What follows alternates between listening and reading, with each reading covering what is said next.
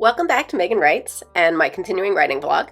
Today I'm going to go over how far I've gotten with my first draft. Since plotting my novel in my last vlog, I've gotten a much better picture of where I want the story to be, and it's definitely coming along a lot better than it was before. So far in my first draft, I've written about 25 handwritten pages in my notebook, which I estimate to be roughly 5,000 words, based on words per line, line per page, and then the 25 pages. Gets it in roughly the ballpark of 5,000 words, so I'm excited about that. That was about a week or two writing, on and off. So I've been writing at least an hour in the morning every day, and I got up to 5,000 words.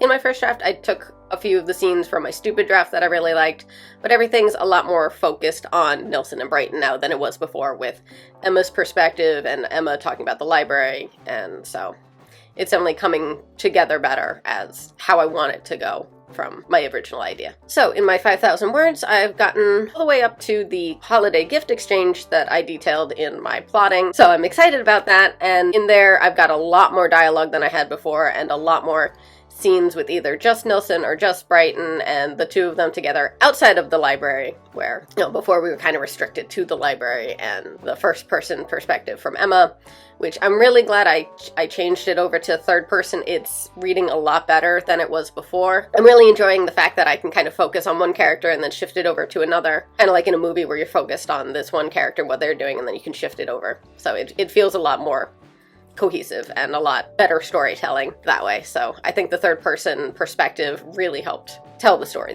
in the best way. So that's good. So I'm still debating how I'm going to eventually resolve the major conflict I have in my book. Since I haven't actually written the ending yet, I'm still not sure exactly where everything's going to be at that point. So I do want to make sure that it fits into what's happening in the story, and then make sure it makes sense logically. I'm a lot more concerned with it working with the plot of the story, and then secondly, making sure it's logical for the situation. I'm definitely not going to do anything where it's like, oh, it's such a great coincidence it all works out, because that's not believable either, but I'm more concerned with it fitting into the story, and then secondly, it making sense. I can kind of fudge things to to make it work if it's technically that wouldn't okay, we're going to make it work if it works best for the story.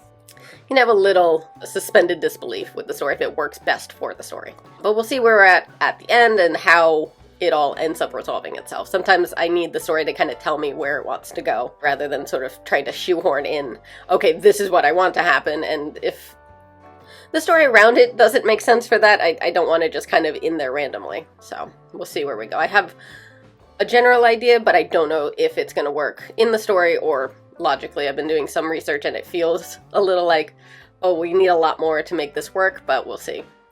So maybe once I get there, it'll reveal a different sort of ending where it's like, oh, instead of that doesn't really make sense, we can do this instead, but I'm gonna have to see where it takes me.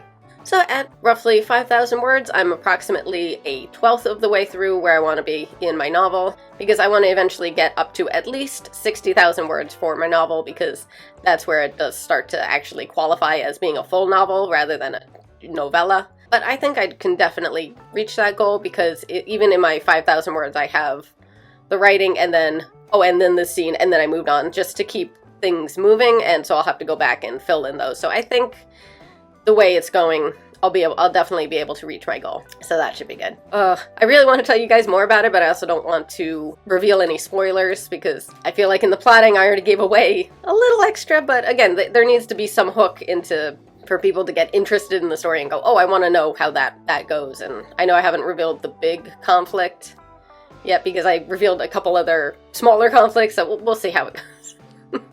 I think maybe once I've gotten to the end and I know how it's going to be resolved, then I can reveal what the big conflict is, just in case maybe the big conflict changes based on how I want it to end. So we'll see where we get with that. So yeah, but so far it's coming along and I'm really excited. It's feeling more like a full novel project rather than just ideas on a page that might turn into a story. So I'm really excited. Again, this is my first novel. I've written short stories in classes and stuff, but I've never had a project this big, and it's it's starting to really excite me. So I will definitely keep you all updated on my writing and how it's going, and I'll let you know in another video when my first draft is done and I'm ready to edit it into my second draft. I'll go into my editing techniques and everything. So until then, let me know down in the comments anything else you'd like to know about the story, about the characters, or any other writing projects I'm currently working on. So until then, I hope you all keep me company on my writing journey, and as always, I hope you all have a wonderful day.